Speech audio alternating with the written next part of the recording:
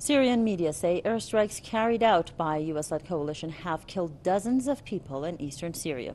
According to the media, the air raids targeted a residential area on the outskirts of the town of Bukamal in Deir ez-Zor province. Over 30 people were killed and many others were injured in the overnight airstrikes. Medical sources indicate that the death toll may rise due to a number of critical injuries. The coalition has on a number of occasions targeted Syrian civilians, killing many people, mostly women and children. Now, to discuss that further, we are joined by Mr. Paul Larudi from the Syria Solidarity Movement. Thank you very much, sir, for joining us. First of all, if you could quickly tell us what you think about the timing of this attack. It's at the same time that Syria has made great gains in the southern Dara province. Is this a coincidence?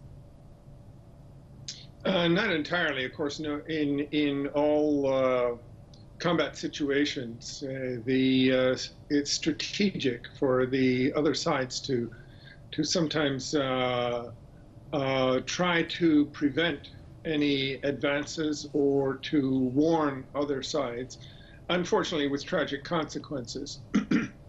And in the case of the southwestern region around Daraa, and near the Israeli-occupied Syrian territory, the Syrian army made very fast gains and was very successful there.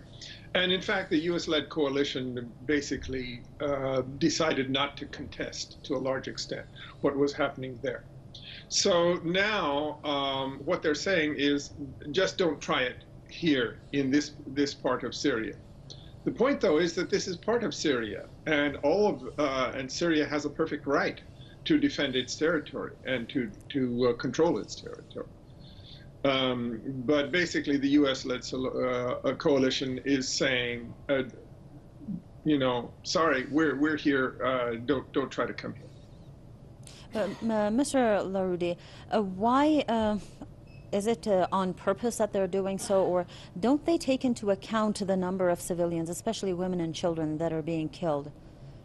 Can't there something be done to reduce the number of civilians killed in such attacks? This is very low on the priority of the U.S.-led coalition, as we saw in the attacks against Mosul in Iraq and against Raqqa in Syria. I mean, the loss of civilian life was massive. They didn't care. They just wanted to level the place and essentially claim it for their own control. So Bukamal is a strategic point. It's on the border with Iraq. It's near one of the main roads, and it's in part of the territory in eastern Syria that the United States is somehow trying to maintain control over. They have basically said, well, anything north on this side of the Euphrates River, you know, Syria, don't try to control this. Our forces are in charge here. And do you think they're successful in pursuing that strategy? Oh, I don't think they'll be successful in the long run. In the short run, they're trying to delay it or discourage Syrian forces from doing anything. But I don't think the Syrian government is very serious about controlling all of its territory, and it's made its gains, and it tends to make more gains until it controls all its territory. So maybe this is next on the list. Maybe something else is next on the list. They're not going to try to take back everything all at once. But that area is important because of oil, because of access to the route across Iraq. It's a strategic area, and because it's a part of what has been controlled to some extent by the Kurds in the area. But the Kurds are not long-term. I mean, they've been allied with the rest of the U.S.-led coalition, But their loyalty, I think, is not necessarily long-term. It is strategic.